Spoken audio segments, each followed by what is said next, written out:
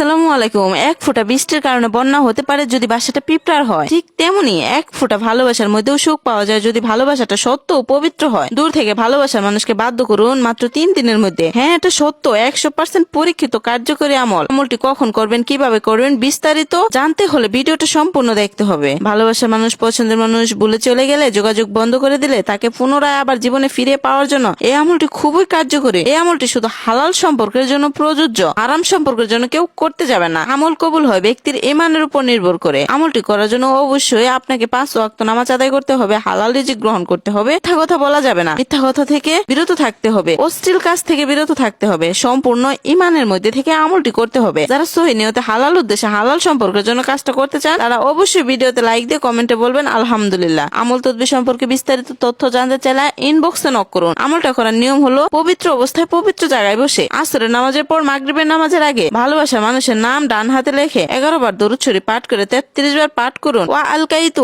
আলাইকা মুহাব্বাতাম মিন্নি, তারপরে ইয়া কাবিদু ইয়া ওয়াদুদু 99 বার পাঠ করুন। পাঠ করার পরে নামের উপরে 3টা ফু দিয়ে হাতটা মুষ্টিবদ্ধ করুন। একইভাবে 3 দিন আমলটা করুন। 3 দিনের মধ্যে সফল হবেন ইনশাআল্লাহ।